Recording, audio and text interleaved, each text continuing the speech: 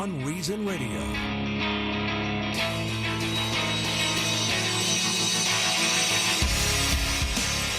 So, y'all won't stay inside, will you, huh?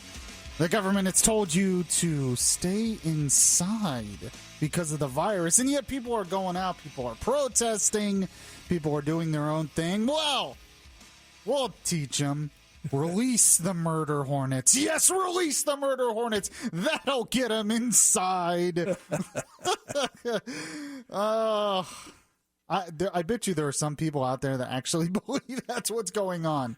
I wouldn't be surprised, Sure. It makes sense. A government conspiracy. Conspiracy theory to stay inside. Release the hornets. The monster hornets. The murder hornets. Yeah. Everything we have to worry about, some places don't have meat. They don't have hamburgers at some of the fast food stands. This, that, and the other thing. And now we got these murder hornets. I have just one question. Yes. If we're going to get invaded with these murder hornets or put up with them, how many rolls of toilet paper must we buy? As many as you can get your hands on, apparently, because that's what everyone else is doing, because you still can't find toilet paper in a lot of places. Sure. Yeah. Still, I did not think that would last this long. Mm-hmm. I frankly don't understand it. I would think by now supply chains would be able to somewhat catch up to the demand. Plus, the stores are limiting how much you can buy. Sure. Usually you have, 2 packages? Yeah, and yet you still can't find it. Mm-hmm. It's amazing. I really think we should do what they did in Texas and allow some of these other retailers and restaurants and stuff that get toilet paper through a different supply chain to allow them to sell it. Yeah. It'd be a good way for them to make some extra money. Because if you're a restaurant, you're not getting as many customers, you're not selling as much food, but you need to make some extra money. They have supplies of things like toilet paper that have not been used for months now. Well, not months, weeks. I guess 2 months. It seems like 2 years. Yeah, I know. Why not let them sell the toilet paper, possibly? The best meme I've ever seen about no toilet paper is there's an empty roll on the dispenser in the bathroom, and on the roll it says, "What would MacGyver do now?" I don't even want to know. That is Beyond Reason, and this is Beyond Reason Radio. I'm your host, Michael Yaffee, the voice of reason in a world that is definitely beyond reason. Every day, every time I do this show, I am reminded why it is the perfect name for this show, because so much that's beyond reason is happening, and it seems to increase every day, and people, I'm sure, want a voice of reason, so that's what I provide for. You're it, huh? Yeah, I know, not much, but I try. And that voice in there is Tom Benson, who is producing. How are you, Tom? I'm doing fine today, and boy, you can tell it's warmer out today. Whew. Yeah, although it's not as humid. No, the humidity has not come back, but that sun is hot. It is kind of amazing how that makes a difference, the humidity. When it's not as humid, you go outside and it's 95 degrees, but it doesn't feel as bad. So. To me, it's still spring when the nighttime temperature dips down to the 60s. Well, tonight it's only supposed to get down to 70. So that means summer is a-coming, honey, and so is the humidity. Yeah, that's so true, and my electric bill is going to go up. That's the first thing I think about. So I want to discuss, once again, I know everyone's sick of the topic, but what else is there to talk about? The coronavirus pandemic. Because there have been, yesterday, the New York Times got a leak on one particular model that increased the amount of deaths per day in the U.S. from the virus because we are starting to ease some of the restrictions and opening up the economy. Mm-hmm. And right now, I think it's somewhere around 1,500. It's less than 1,500 deaths a day nationwide. They're saying it will go up to 3,000 deaths a day once we start opening up the economies a little bit more. And I don't quite understand this. And I'm going to explain why in a moment, but I did want you to hear some comments from Dr. Fauci, who's sort of the expert in the White House task force on this. We all know this. We all know who he is by now. He was on CNN last night, and he talked about why he's a little bit worried with where we're going in opening up the economy and containing this pandemic. But I still have some questions for him that I'm really not hearing being answered by anyone with any type of authority. So here's what he said. I don't know if those numbers, because I have skepticism about models, about they're only as good as the assumptions you put into them, but they're not completely misleading. They're telling you something that's a reality, that when you have mitigation that's containing something, and unless it's down in the right direction and you pull back prematurely, you're going to get a rebound of cases. So he's saying we're pulling back prematurely, you might get a rebound of cases. Okay, but why does that necessarily mean a rebound in deaths? And why does that rebound in cases have to be higher, even higher as it was before? Because I'm hearing a lot of news reports and people out there concerned about the second wave. And there have been some predictions that the second wave's going to be worse than the first wave. Well, even as you do more and more testing, you're going to find more and more cases out there. Well, that's another issue, because we are doing more testing and we're finding out that more and more people had this than we realized. One of these meat processing plants that was shut down temporarily had like over 200 employees test positive. None of them that tested positive had symptoms. Wow. I mean, that's stunning. And we're finding out now, according to new reports, one report I just heard a few minutes ago, that officials in Florida think the coronavirus was here since the beginning of January. And some of the people in January who had symptoms and were dying of this were dying of coronavirus. So we are going to find out more people had this. But I still don't understand why the second wave would be worse than the first wave. I don't get it. And I'll explain why in a moment. But Dr. Fauci continued on here, weighing the economic difficulties with trying to contain the virus. Here's what he said. I'm not at all insensitive. In fact, I'm very sensitive to the potential downsides of the kind of economic crises that we're having, the suffering of people who are not working. I mean, that's something that, you'd have to be so callous not to really feel the pain that people are feeling. But what I do know as a scientist, a physician, and a public health official, that unless you turn this around in the right direction and try, because of your desire, an understandable desire, to get back to some form of normality, if the situation is right to do that, if you're starting to see things coming down and you start pulling back gradually, and you have the capability of, when you do get blips, to essentially put the lid on them, there's nothing wrong with doing that carefully. The thing that I get really concerned about, despite this concern about what economic consequences you might have, is that when you pull back and the virus is doing this, it's only going to do that. It's not going to turn around and come down. So there is a balance, and you've got to look at both sides of it. And when he said it's doing this, he puts his hand as it's going to spike. But here's my point. I don't understand why it's going to spike, and there's a couple of reasons for this. But I want to point out, I'm not the only one who's pointing this out. Jim Garrity from the National Review, he actually has a couple great pieces on this in the National Review, but he wrote something a couple days ago that I find interesting, and it was exactly my thoughts. Because everyone's afraid of the second wave, and he's even saying a lot of people are afraid of it because there was a second wave in the 1918 influenza outbreak, the Spanish flu. He says, true enough, although our society has changed a lot in the past 100 years, our medical knowledge and understanding of viruses, our ability to treat patients, and our ability to communicate needed medical information. Then he says this, and this is the point I want to make. Maybe I'm being uncharacteristically optimistic, but I think the second wave just won't have the rapid spread and as high a number of deaths as the past few months. He says when this hit the United States in January, February, early March, the vast majority of Americans were not taking any precautions at all. Never mind the president's comments, never mind New York City Mayor Bill de Blasio's comments. Almost no one took this at all seriously.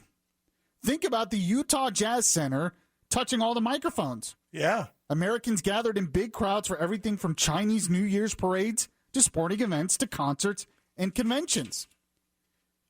And, he goes on to point out that we were totally unprepared. No one was taking it seriously at the time. But that is not true right now. And this is the question I have, because everyone's afraid, we're just going to have this big second wave. It's going to be a lot worse. Everything's going to go crazy.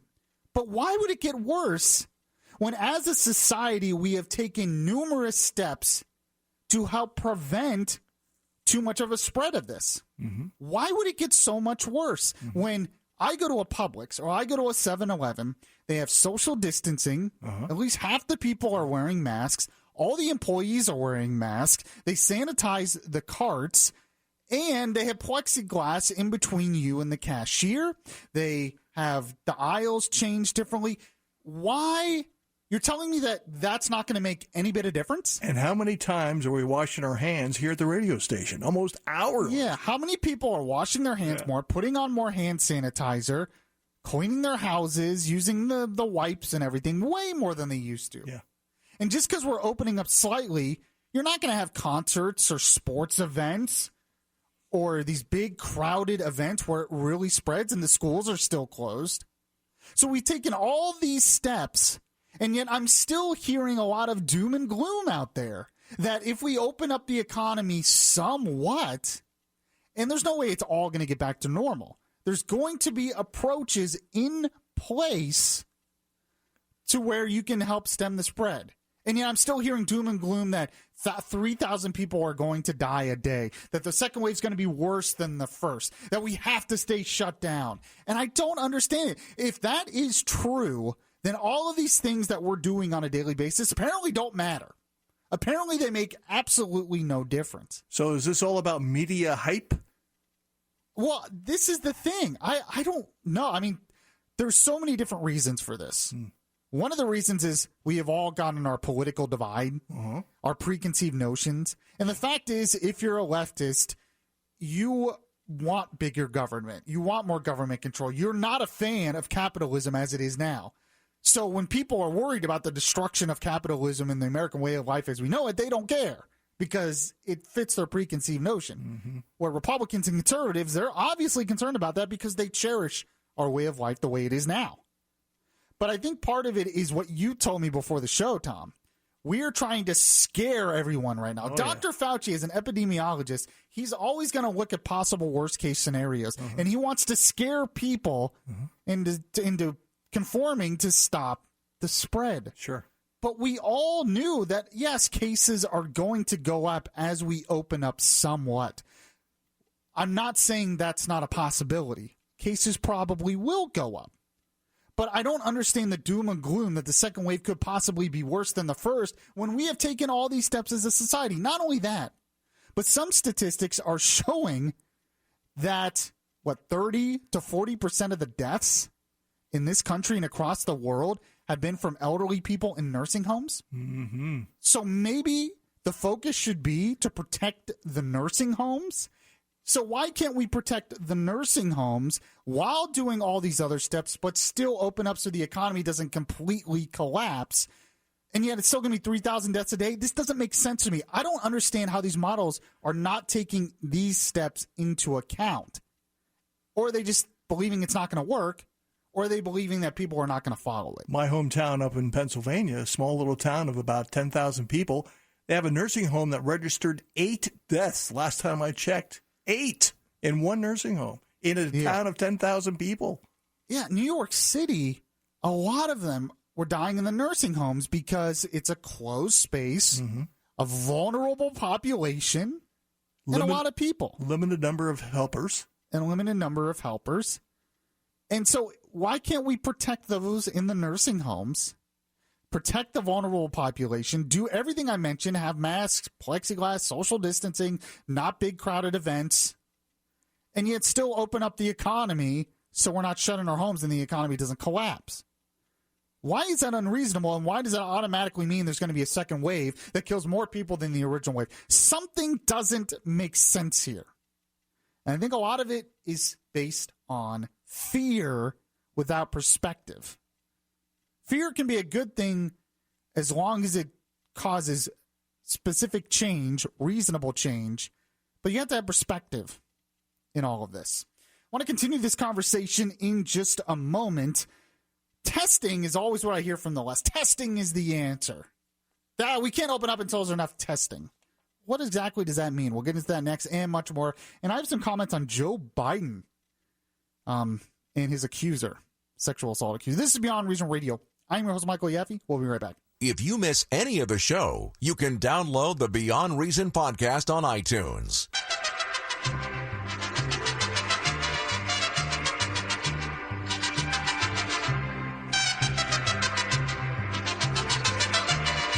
The voice of reason in a world that is beyond reason is back now.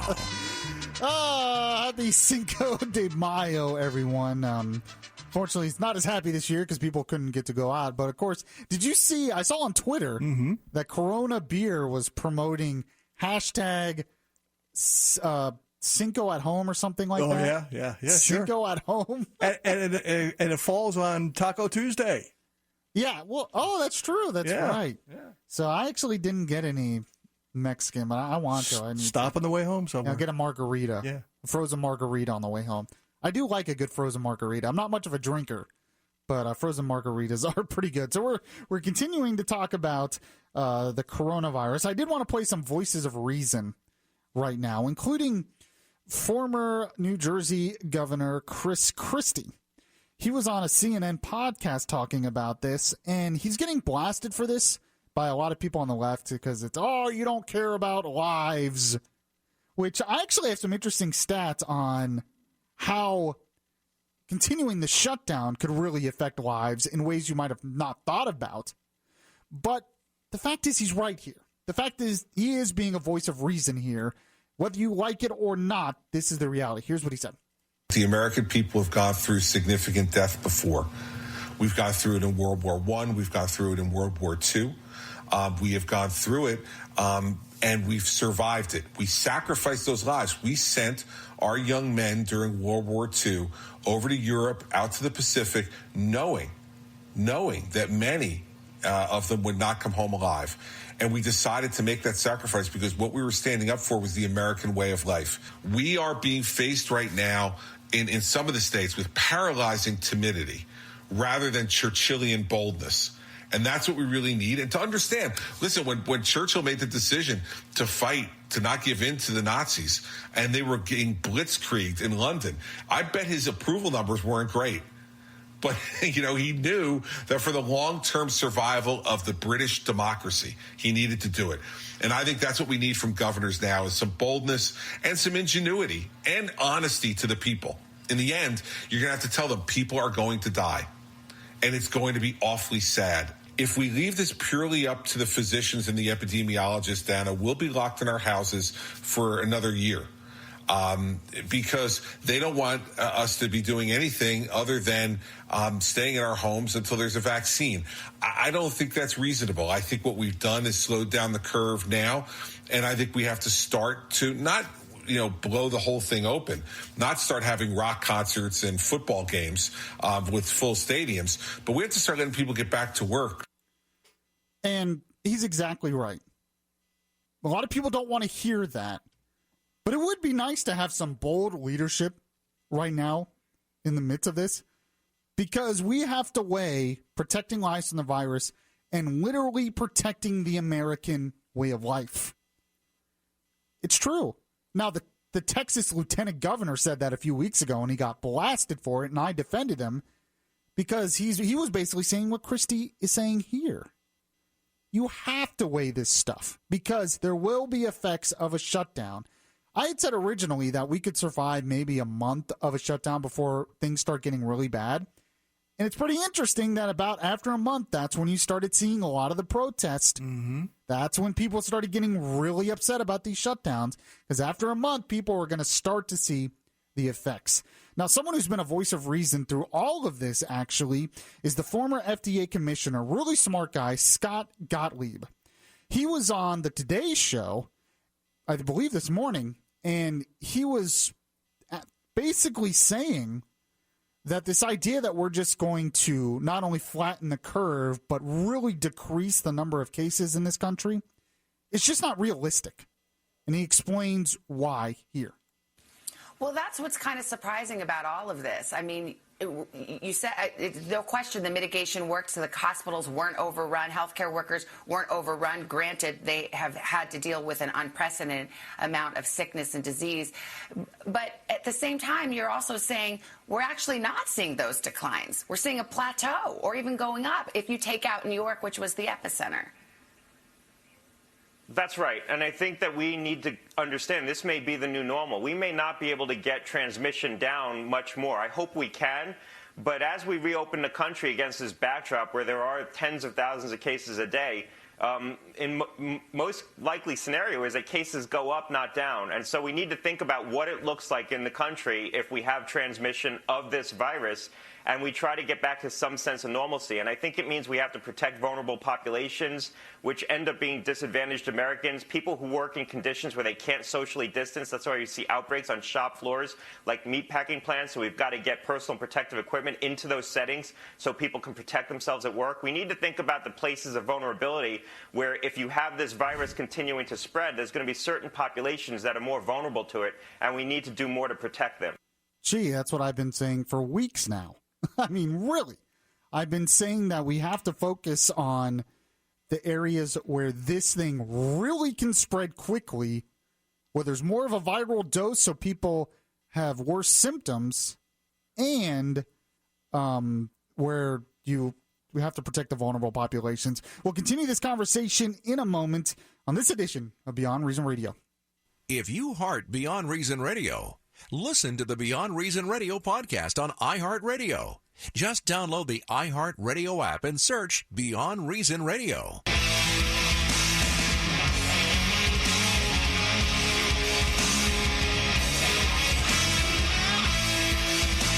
This is Orlando's Smart Talk Radio. Beyond Reason Radio continues now.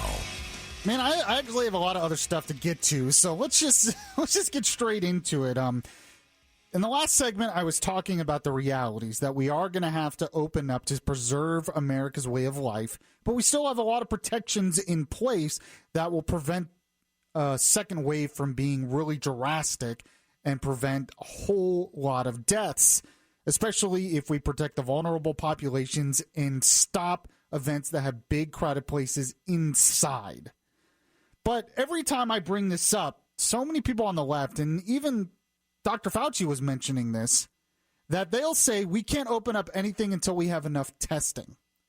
And of course, I've said before, I think this is a delay tactic, to be honest with you. Mm-hmm. They're moving the bar. I mean, what is it? How much is it? Is it one study said 500,000 tests a day, another study said 20 million tests a day? But Jim Garrity, again, from the National Review, has been really good on this. I talked about him earlier. He had an article where the title was, "Don't just demand more testing, study what more testing requires." And here's the quote, and I want you to think about this. This is so important. It says, if your argument is that we should only reopen society when we have enough tests, you're making an argument on par with contending we should only reopen society when we have a vaccine. That just saying we need more testing, you're not going to be able to create the tests right now with as many cases as we have in a country as large as this one is. A lot of the other countries that were able to do it, South Korea did it early, and their population's a lot lower. European countries, their populations are a lot lower, but they're still, testing hasn't solved all of the problem. Testing is not a solve-all. All testing can do is try to identify some of the hot spots where things really spike. But it's not, you're not going to be able to contact trace everyone. And so many people are asymptomatic, they're not going to get tested. So you have to have an approach where what we're doing now, all the masks, social distancing, plexiglass in the stores, all that kind of stuff. Plus, maybe you check temperatures in certain areas. The people going to meat processing plants, they're checking temperatures. Theme parks might have to check temperatures. You do more things outside. There's things that can be done, and it won't get rid of all the cases. It's not going to solve the problem completely, but it could solve a lot of it so it's not a disaster and we can preserve our way of life. Now, I do want to move on. Well, one thing I did want to say, shutdowns have consequences too with your lives. And here's another example of that. Apparently, it says here an estimated 160 million people nationwide under the age of 65 had health insurance through their employer before the pandemic hit. But right now, with rising unemployment, millions of people are going to lose their health insurance. Sure. Because of what we're doing to the economy. Mm-hmm. That's millions of people who are not going to go to the doctor. A lot of them are already not because they're scared. The elective surgeries they needed to get, they were not getting. If they're showing symptoms for other things, they're just putting it off because they don't want to get coronavirus. But now they're going to lose their health insurance. And that's going to cause more of a problem. Of course, the left wants to use this as an opportunity to push Medicare for all. But Medicare for all isn't going to be solving anything either. So about the left using this as an opportunity, I want to give a couple of examples here. Here's one example. Kirsten Gillibrand, who ran for president. Sure. Failed bid, senator. She tweeted this out, which I don't understand this obsession with this, but here's what she said. Let's put a bank in every post office. I saw this. Yeah. Which I'm like, so I responded, why stop there? We could put a doctor's office and a sandwich shop in there too. Why are Democrats so desperate to make a government version of Walmart? Because that's basically what they're trying to do. The post office has a specific job, and we're like, oh, no, let's put a bank in there, too. It's like Walmart, where you go in as a grocery store, as clothing, as banks, as eyeglasses store. We're going to make a government version of this, and we think this is a great solution? Why are they so obsessed with doing this? Why do they automatically think if there's a problem that we have to, take control and create a government program to solve it? And, this actually brings up another point that I have when it comes to if we shut down for too long, one of the really negative effects in the long run is the shutdowns are not hurting the rich. They're really not even hurting the upper middle class as much. The upper middle class can work from home, a lot of them. And most of the rich in the upper middle class, they're older people. Right? So you have older people who are not affected economically who are going to be more in favor of the shutdowns because they don't want to catch it because they're vulnerable. Sure. But if you keep things shut down, you're going to have the younger population, the healthy population, all possibly losing their jobs, the lower income. This could create not only the divide, more of a divide between the rich and the poor. The Democrats always complain about the rich and the poor divide. Sure. You want to see a real divide between rich and poor? Continue what we're doing now. Yeah, the rich and the unemployed. Yeah. You're going to see a real divide where the rich, the upper middle class, will be fine, and things might cost more like food and airlines, but they'll be able to survive all that. Where half the country now will not be able to work and not be able to survive anything, will be in food lines and totally dependent on the government. If you want to create real social instability in this country, continue what we're doing now, because those people that are really affected by unemployment, they're young and they're healthy. So they're being told you need to lose your job and stay inside, even though your risk of dying from this virus is very, very low. How long do you think young people in this country are going to put up with that? Until you start seeing major social unrest in this country. Because the older, the upper middle class, they're not going to be as affected, but the young and the healthy are going to be affected. And they're like, I'm not even going to die if I catch this. And yet you want me to lose my job while you're still comfortable. That is coming if we don't change things. Now, another example of how people are using this, the left is using this as a reason, if I can find it here. Bernie Sanders had a tweet, and I don't have it. Let me see if I can find it here. But Bernie Sanders had a tweet where he basically said we need to stop rent payments. Oh, yes, we do. Mortgage payments. Yes, we do. And all of this stuff. And Ted Cruz responded. And it was a great response, and actually brings up a pretty interesting philosophical debate on how you look at the country and economics. But he responded and said, why don't we just suspend taxes? Instead of suspending mortgage payments and rent payments and other bills, why not just suspend taxes? Yeah, right. Good luck with that. Well, but that's think the about point. it. Sure. That actually, I hear Paul Krugman, who's a liberal economist out there, say debts don't matter anymore. Deficits don't matter. So we can just keep printing money and the debt doesn't matter. Well, if that's the case, wouldn't it make more sense then to suspend taxes? And yeah, it would increase the debt, but you could suspend taxes and not hurt the other sector of the economy. Because when you're suspending mortgage payments and rent payments, you're basically hurting one sector of the economy to help another sector of the economy. That's what's happening there. Yeah. So instead of doing that, why not get rid of it? It's just funny how one side immediately wants to hurt business in a situation like this. And then the other side says, maybe we should downsize government in this. And that philosophical divide's always there. And you know that the government's never going to suspend taxes because once they do, people are going to realize how much they pay. And they're not going to want to go back. So that's why that's never going to happen. Now, I have a great bit here from Fox News. I don't know if that was the next cut up there, but we have Jesse Waters on Fox News. Did I forget to upload that cut? Yeah, I think so. Well, why don't we take a break and I'll get it in the next segment because it's a really good piece I want to get to as well. And there's honestly so much stuff I could talk about. I never even got to the Joe Biden thing. I wanted to do a Star Wars comment because yesterday was May the 4th, so May the 4th be with you. So let's take a break. We'll get back to all of that next on this edition of Beyond Reason Radio. Listen to the latest episodes of Beyond Reason. Download the podcast at Spreaker.com.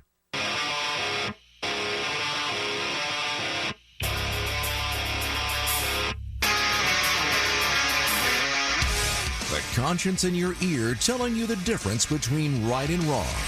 Yaffee is back on the air. Yes, welcome back to this edition of Beyond Reason Radio. We have covered a lot on this show. If you missed any of it, though, make sure to subscribe to the Beyond Reason Radio podcast on the iHeartRadio app or anywhere podcasts are available. Why don't we get into another voice of reason? And it was actually Tom Benson who pointed this out to me, and I thought it was really good. It has to go in, it goes along with the media that exist today. And it was Jesse Waters talking to Greg Gutfeld on The Five on Fox News. And, why don't you go ahead and set it up? It's all about, how the media would treat Trump versus how they would treat Obama under similar circumstances. And the punchline at the end is really telling. Yeah, let's listen. Can you imagine, Greg, the media, how they'd sound if Barack Obama were president during the pandemic? It goes something like this.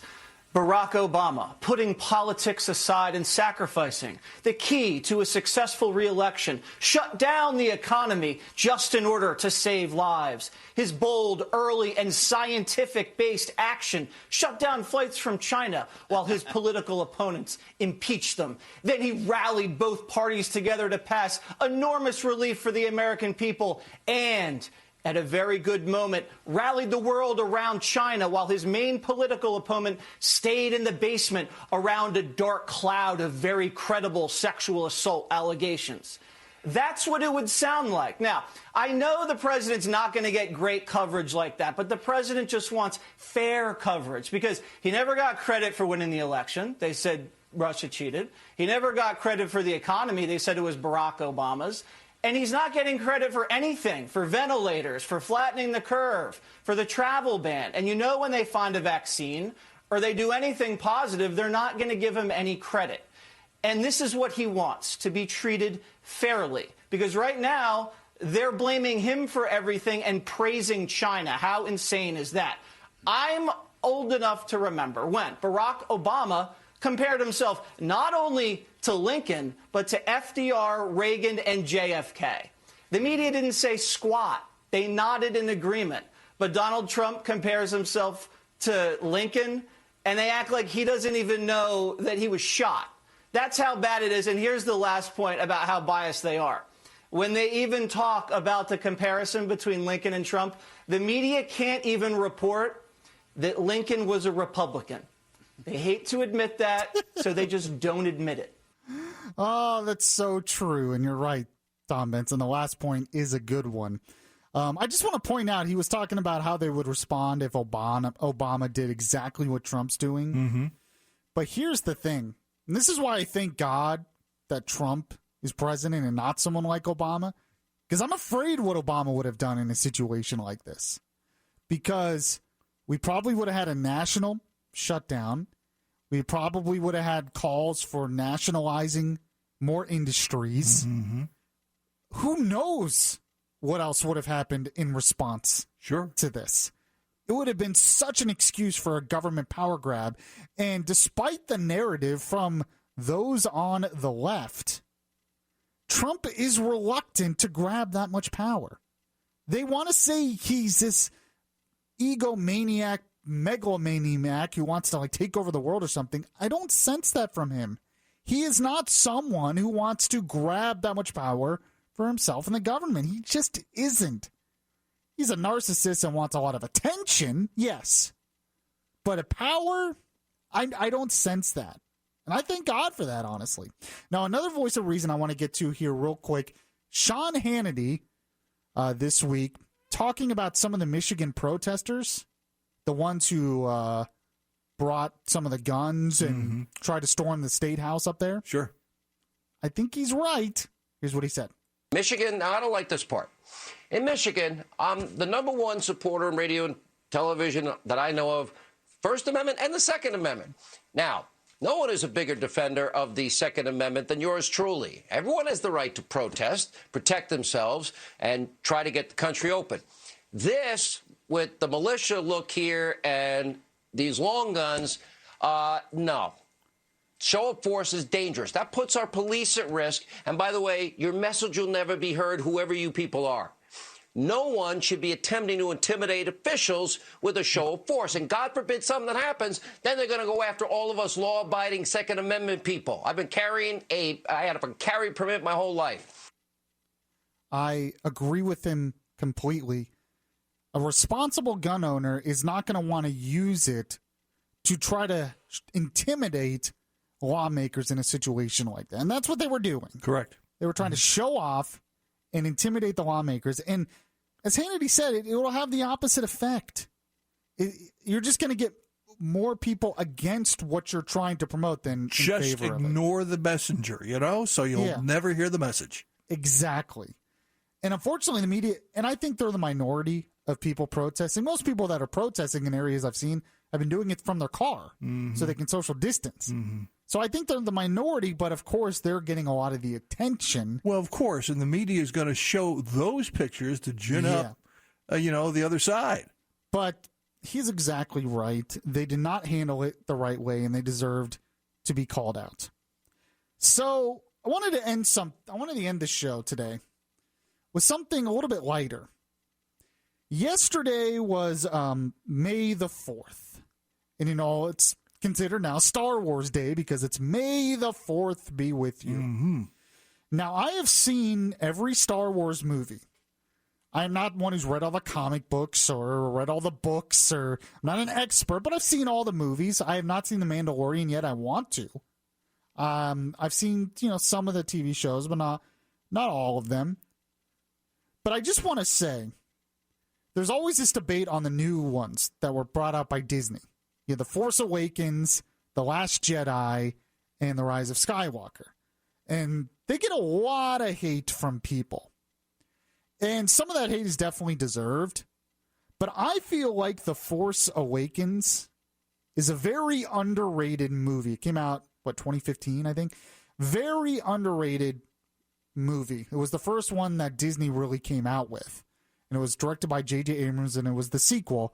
Here's some of the trailer, just to remind you some of it from back then.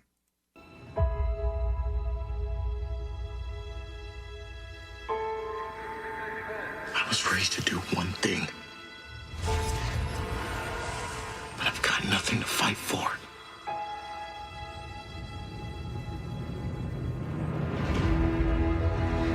Nothing will stand in our way. I will finish what you started.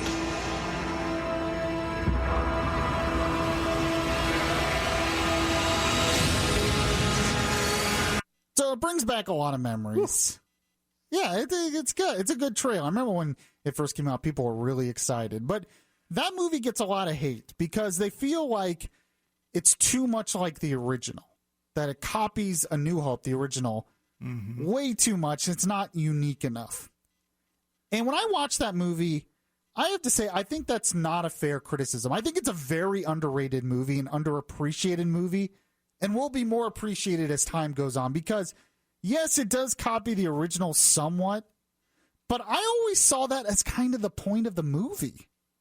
Because the whole point of the movie is Kylo Ren, who is Han Solo's son, Ben Solo. He's trying to be the next Darth Vader. That's the point. He's trying to live up to the standard Darth Vader said and trying to finish, like it said in the trailer, what Darth Vader started. So in order to do that, you have to kind of copy what happens in the original because the whole point is he's trying to bring it back and trying to do it better and accomplish something that was not accomplished in the beginning. And I always thought, I actually think that's a very interesting story because Kylo Ren, who is Ben Solo, he has a struggle within himself to be better than Darth Vader, but he can't seem to live up to that standard because he still has part of him that's still at the light side, still with his father and mother, that struggle within him is so interesting. And throughout the movie, he's such an interesting character because he's constantly fighting with himself to be that person who brings back the Empire and defeats the revolution of the rebellion, and the resistance is what they call it in this movie. And Resistance, that sounds familiar. I think that's where a lot of that came from. I think they copied it from Star Wars. But the movie gets so much hate, and when I watch it, I'm like, I don't understand why. It's such a good movie because it's bringing some of the themes back, but it's like, okay, we have this new threat, but the light side is coming back, and he's trying to be Darth Vader, but he can't seem to live up to it, and that really frustrates him. But then you have the angle of, oh, well, a stormtrooper decides to not be a stormtrooper and be good. That's something new. So I just recommend people this week, because there's a lot of people watching Star Wars, go back and watch that one. I think it's very... Now, the next two, Last Jedi and Rise of Skywalker, were pretty terrible. So Disney did ruin a lot of them. They ruined the sequels. I will agree with that. Rise of Skywalker had tons of problems. Had some good things, had tons of problems. But I actually think The Force Awakens, it's actually one of my favorite Star Wars movies, and it's very underappreciated. Okay, we covered a lot, but now I'm done. But I appreciate you listening. If you missed any of it, catch the podcast anywhere that podcasts are available. I am off tomorrow, but I will be back on Thursday. So if you miss me, just listen to the podcast again. I'll catch you guys next time.